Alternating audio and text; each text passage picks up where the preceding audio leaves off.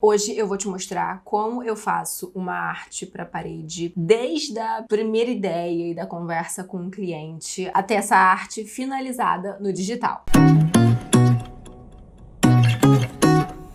Oiê, aqui é a Gilberte, artista de lettering, muralista, e vamos para um dos maiores projetos do estúdio. Ao todo são mais ou menos uns 54 metros quadrados de mural de parede. São duas superfícies, uma parede maior, que fica na parte de baixo dessa loja de automóveis, onde os carros ficam expostos, e uma parede menorzinha, como se fosse uma testeira, no escritório. Eu fui lá fazer uma visita técnica há umas semanas atrás, antes da gente fechar o projeto, para eu entender mais o que os clientes queriam, para eles entenderem melhor o meu trabalho. Fiz a proposta de orçamento, fechamos e agora vamos fazer o projeto, que eu tô muito animada. Vai ser um desafio, porque é uma parede muito grande, mas eu tô animada, tenho certeza que vai dar bom. E o que eu comecei a fazer aqui? Para que eu pudesse manter a proporção e noção de tamanho de tudo, já que é uma parede muito grande, eu comecei colocando as medidas nessa parede no papel e passei pro tablet já. Deixa eu virar a câmera para vocês entenderem melhor. Então, foi assim que eu comecei. Essa daqui é a parede menor, ela tem quase 5,20 metros por 52 de altura, que eu falei que é uma testeirazinha lá no escritório. E ela eu desenhei não para 25, que era o maior que eu ia conseguir aqui nessa folha, no comprimento. E no térreo, é essa grandona aqui, de 17,08 metros por 2,97 nessa parte menor e 3,67 nessa parte maior. Talvez eu faça só alguma ilustração saindo daqui para vir para cá. Eu não vou me ater muito a esse espaço aqui não, que fica em cima da porta, para justamente manter o foco aqui. Mas a ideia é fazer alguma coisa aqui que já direcione o olhar para dentro da loja e para o decorrer do desenho, porque a fachada da loja é bem aqui. E aí aqui vai entrando, né, pra loja. E aí o que eu fiz? Pra eu poder ter essa dimensão, essa noção de tamanho melhor, eu achei o meio aqui e fui fazendo como se fosse uma grade de 1,5 metro a partir do meio, pra que eu tivesse essa noção de proporção. Eu não vou passar a arte pra parede por grid, é só para eu me orientar para fazer o desenho. E aí eu já passei a arte aqui pro tablet, essa foto aqui embaixo, e refiz o desenho aqui. Eu vou começar por essa parede maior. Eu vou dividir essa parede em 2 vídeos. O primeiro vídeo é esse, mostrando o processo da criação da arte, até para vocês verem como funciona, pelo menos aqui no estúdio, como nasce uma arte para mural do zero, o que eu penso, o que eu levo em consideração. E os bastidores dessa parede vai ser um outro vídeo separado, até porque essa parede vai ser muito grande. Eu vou fazer, sei lá, uns 2, 3 dias. Já me planejei para fazer em mais dias. Então, para não ficar um vídeo muito imenso, eu decidi dividir em 2. Eu acho que vai ser melhor assim, até para vocês conseguirem absorver mais os detalhes, as informações. Então, agora eu vou começar a fazer os primeiros rabiscos aqui. Já comecei a fazer algumas pesquisas, porque a ideia é falar um pouco da história do bairro. É uma loja bem tradicional no bairro de Laranjeiras, aqui na zona sul do Rio. E eu tô pensando em colocar alguns elementos marcantes do bairro, do Rio, o que eles me pediram. Inclusive, deixa eu falar uma coisa interessante aqui. Ai, meu braço tá doendo, gente, de segurar. Peraí. Consegui. Esses clientes chegaram até mim pela arte que eu postei do Nova América. Eles acharam muito legal, que tinha muito a ver com o que eles pensavam para fazer lá na loja, e eles já queriam fazer alguma coisa nessa parede, que é um paredão branco, e eles queriam fazer alguma coisa, eles só não conheciam alguém que fazia. E aí, como eu fiz esse vídeo e que viralizou, eles conheceram meu trabalho e entraram em contato comigo. Então, fica aí uma dica e um incentivo para que vocês façam trabalhos fictícios, mesmo que não seja para atrair um cliente específico, como eu fiz com o Nova América, mas para que atraia pessoas que tenham vontade de ter um trabalho que você faz, só que elas não conhecem ninguém. Porque acontece, gente, das pessoas não conhecerem nenhum profissional de uma coisa exata que elas querem fazer. Então fica esse incentivo para vocês. E sobre a parede do Nova América, ainda estamos caminhando, mas estamos indo bem. Assim que eu puder, eu vou trazer notícias para vocês. E aí, como eu disse, eu já fiz um pouco de pesquisa da história do bairro, já comecei a pensar em algumas coisas e vou começar a passar essas primeiras ideias aqui pro tablet, vamos ver o que vai sair. Primeiro de tudo, eu comecei acendendo essa vela pra dar um cheirinho aqui e me deixar mais inspirada pra criar. Spoiler, deu super certo. E é um hábito que eu quero manter na hora de criar os meus projetos. Agora eu vou ser uma apreciadora de velas perfumadas, já aceito presentes. Mas ainda sou nova nesse mundo, estou aprendendo, inclusive, se você quiser me dar umas dicas sobre velas, eu super aceito. E aí, como vocês podem ver, eu já tinha começado a fazer uns rabiscos no tablet para entender mais ou menos onde ia entrar cada ilustração, cada ponto turístico. E aí eu já tinha começado pelo Pão de Açúcar e comecei a fazer o Cristo. Eu acho essa combinação de cinza com branco tão clean, tão elegante, e era uma das coisas que eles tinham me pedido, né, que ficasse sóbrio, elegante. Então eu não quis fazer com preto para que não ficasse tão pesado. Aí já pulei pro bondinho, né? Terminei o Cristo, fui pro bondinho e aí peguei umas fotos pra me dar um direcionamento na hora de desenhar. E a ideia era pegar só os traços principais mesmo, de todos os elementos. E aí, no bondinho, eu comecei a dar particularidades pro desenho para que realmente contasse a história da Biane. E quando eu tava pesquisando, eu reparei que os bondinhos, eles têm um número na frente, como os ônibus que a gente vê hoje, né? Só que a série dos números dos ônibus são maiores e a dos bondinhos eram menores. Então eu vi que alguns eram com 4 números. Então eu tive a ideia de colocar a data da inauguração da loja da Biane. E aí a gente já consegue ver o projeto começando a ganhar uma carinha e já tava me deixando muito animada. Oi.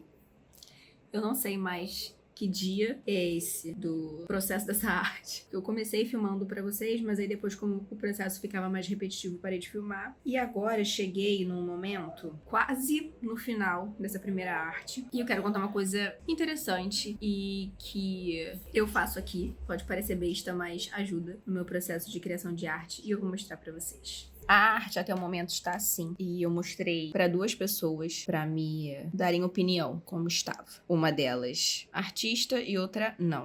Essa parte daqui dos pneus ainda são recorte. Eu ainda não fiz essa parte. Vou fazer. E aí elas gostaram e tal, mas uma delas, a que não era artista, falou que tava com medo de parecer muita informação. E que era artista, fez alguns outros comentários mais profundos, talvez. Tinha falado do contraste, que tava um pouco pequeno aqui em algumas partes do azul, em como esses outros desenhos estavam mais detalhados e o Cristo menos. Isso dava uma diferença no estilo de desenho, mas no fim ela gostou bastante. E aí a gente conversando, eu acabei pensando na ideia de onde tá azul, fazer as linhas brancas para dar um contraste maior. E onde o fundo é branco, deixar as linhas cinzas. Porque eu não quero usar muito preto para não ficar muito pesado, porque essa arte já vai ter cores fortes. Eu quero deixar o preto só nas marcas da roda do carro. E era sobre isso que eu queria falar com vocês. Porque às vezes a gente tá tão absorto no projeto que a gente não consegue pensar em alguma coisa diferente que a gente já tá fazendo. Então é muito legal que outras pessoas possam ver e dar a opinião delas. Tanto pessoas que trabalham no meio, como outros artistas, como pessoas que não são artistas, até porque a maioria das pessoas que vão ver essa arte pronta na parede não vão ser artistas. Então é importante que a gente tenha esse olhar de quem não é artista, de quem é leigo e quem vai